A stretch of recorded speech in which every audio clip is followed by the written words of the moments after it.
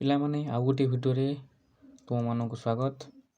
ଆଜିର ଭିଡ଼ିଓରେ ଆମେ ପଢ଼ିବାକୁ ଯିବା ଅଷ୍ଟମ ଶ୍ରେଣୀ ଜ୍ୟାମିତି ବହିର ଅନୁଶୀଳନୀ 1B। ଚାଲ ଆରମ୍ଭ କରିବା 1 ନମ୍ବରରୁ।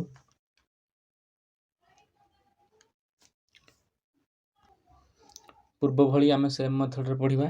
ପ୍ରଥମେ କ୍ୱେଶ୍ଚିନ୍ ପଢ଼ିବା ଏବଂ ଉତ୍ତରକୁ ଚିତ୍ର ସାହାଯ୍ୟରେ ବୁଝିବା ପାଇଁ ଚେଷ୍ଟା କରିବା। ତ ଚାଲ 1 ନମ୍ବର ଏ କ'ଣ ଲେଖା ଅଛି ପଢ଼ିବା। ଗୋଟିଏ କୋଣର ବାହୁଦ୍ୱୟର ଡ୍ୟାସ୍ ଗୋଟିଏ ଛେଦବିନ୍ଦୁ ଅଛି। ଗୋଟିଏ କୋଣର ବାହୁଦ୍ୱୟର ଡ୍ୟାସ୍ ଗୋଟିଏ ଛେଦବିନ୍ଦୁ ଅଛି। ମୋତେ ଲାଗୁଛି ବୋଧେ ସେ ଉତ୍ତର ଲେଖିଦେଇଛି ଏଠି। ଗୋଟିଏ କୋଣର ବାହୁଦ୍ୱୟର, ଚାଲ ଗୋଟିଏ କୋଣ କରିବା ଏବଂ ତାର ବାହୁଦ୍ୱୟକୁ ବୁଝିବା। ଗୋଟିଏ କୋଣ କେତେବେଳେ ସୃଷ୍ଟି ହେବେ?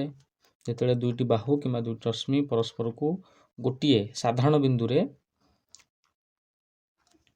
ସ୍ପର୍ଶ କରନ୍ତି, ସେତେବେଳେ ଗୋଟିଏ କୋଣ ସୃଷ୍ଟି ହୋଇଥାଏ। ଦେଖିପାରୁଥିବେ ଏଠି ଗୋଟିଏ କୋଣ ସୃଷ୍ଟି ହୋଇଛି, ତା ନାଁ ହେଉଛି କ ଖ ଗ କୋଣ। ତାର କେତୋଟି ଛେଦବିନ୍ଦୁ ଅଛି? ଗୋଟିଏ ଛେଦବିନ୍ଦୁ ଅଛି। ତ ଏଠି ଲେଖା ହେଇଯାଇଛି ଆଗୁଆ ଉତ୍ତର। ଗୋଟିଏ କୋଣର ବାହୁଦ୍ୱୟର ଡ୍ୟାସ୍ ଗୋଟିଏ ଛେଦବିନ୍ଦୁ ଅଛି। ତ ଏଠି ଲେଖା ହେଇପଡ଼ିବ ମାତ୍ର ଗୋଟିଏ ଛେଦବିନ୍ଦୁ ଅଛି। ନେକ୍ସଟ ବି ଦେଖିବା କ'ଣ ପ୍ରଶ୍ନ ଦେଇଛି। ଗୋଟିଏ କୋଣର ବାହୁଦ୍ୱୟର ଛେଦବିନ୍ଦୁକୁ କୋଣର ଡ୍ୟାସ୍ ବିନ୍ଦୁ କୁହାଯାଏ। ଏଇଠି ଆମେ କରିଥିଲେ, ଏଠି ବି ହେଇପାରିବ। ଗୋଟିଏ କୋଣ ଏଠି ତିଆରି ହେଇଛି କ ଖ ଗ କୋଣ, କ ଖ ଗ କୋଣ। ବାହୁଦ୍ୱୟର ଛେଦବିନ୍ଦୁ, ବାହୁଦ୍ୱୟ କିଏ କିଏ? ନା କ ଖ ବାହୁ, ଖ ଗ ବାହୁ, ଖ ଗ ବାହୁ। କ ଖ ଆଉ ଖ ଗ ବାହୁର ଗୋଟିଏ ସାଧାରଣ ବିନ୍ଦୁ ଅଛି, ଖ ବିନ୍ଦୁ। ତାହେଲେ ତାକୁ କୁହାଯାଏ ସାଧାରଣ ବିନ୍ଦୁ। ବିର ଉତ୍ତର କ'ଣ ହେଇଯିବ? ଗୋଟିଏ କୋଣର ବାହୁଦ୍ୱୟର ଛେଦବିନ୍ଦୁକୁ କୋଣର ସାଧାରଣ ବିନ୍ଦୁ କୁହାଯାଏ। ଉତ୍ତର କ'ଣ ହେଇଯିବ?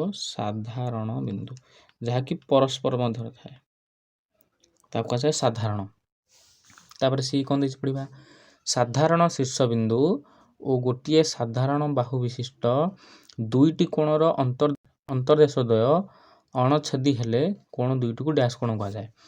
ତ ସାଧାରଣ ଶୀର୍ଷବିନ୍ଦୁ, ପ୍ରଶ୍ନ ନମ୍ବର ସି ପାଇଁ ମୁଁ ଚିତ୍ର କରିଦେଇଛି ଅଲରେଡ଼ି। ଦେଖ, ସେ କହୁଛି ଗୋଟିଏ ସାଧାରଣ ବିନ୍ଦୁ, ଗୋଟିଏ ସାଧାରଣ ବାହୁ ବିଶିଷ୍ଟ ଦୁଇଟି କୋଣ। ଦୁଇଟି କୋଣ ଦେଖ, ପ୍ରଥମେ ଏ ଓ ସି, ବି ଓ ସି। ଗୋଟିଏ ସାଧାରଣ ଶୀର୍ଷବିନ୍ଦୁ ଥିବା ଦରକାର। ହଁ, ଏ ଓ ସି ଆଉ ବି ଓ ସିରେ ସାଧାରଣ ଶୀର୍ଷବିନ୍ଦୁ କିଏ ଆସୁଛି? ନା ଓ ଆସୁଛି। ଓ ହେଉଛି ସାଧାରଣ ଶୀର୍ଷବିନ୍ଦୁ, ଯାହାକି ଏ ଓ ସିରେ ବି ଅଛି, ବି ଓ ସିରେ ବି ଅଛି ସାଧାରଣ ଶୀର୍ଷ। ଗୋଟିଏ ସାଧାରଣ ବାହୁ ବିଶିଷ୍ଟ, ଗୋଟେ ସାଧାରଣ ବାହୁ ବି ରହିବା ଦରକାର। ଏ ଓ ସି, ବି ଓ ସିରେ ଦେଖ, ଓ ସି ହେଉଛି ସାଧାରଣ ବାହୁ, ଓ ସି ହେଉଛି ସାଧାରଣ ବାହୁ। ତାହେଲେ ହେଇଗଲା, ଆମେ ପ୍ରଶ୍ନ ଅନୁସାରେ ଚିତ୍ର ପାଇଗଲେ। ଉତ୍ତର କ'ଣ କହୁଛି? କୋଣ ଦୁଇଟିକୁ ଡ୍ୟାସ୍ କୋଣ କୁହାଯାଏ। ଏ ଯେଉଁ କୋଣ ଦୁଇଟି ରହିଲା ତାକୁ କୁହାଯାଏ ସନ୍ନିହିତ କୋଣ। ସନ୍ନିହିତ କୋଣ, ତ ଉତ୍ତର ହେଇଯିବ ସନ୍ନିହିତ କୋଣ। ତାର ଡି ନମ୍ବର କ'ଣ ଅଛି କ୍ୱେଶ୍ଚିନ୍ ଦେଖିବା। ଏପିବି ଏବଂ ପି କ୍ୟୁ ଗୋଟିଏ ରଶ୍ମି, ଦେଖିପାରୁଥିବେ ଚିହ୍ନଟାକୁ ରଶ୍ମି କହନ୍ତି, ଓ এবି ସରଳ ରେଖାର ଏକମାତ୍ର ଶୀର୍ଷବିନ୍ଦୁ ପି ହେଲେ ଉତ୍ପନ୍ନ କୋଣ ଦ୍ୱୟର ନାମ।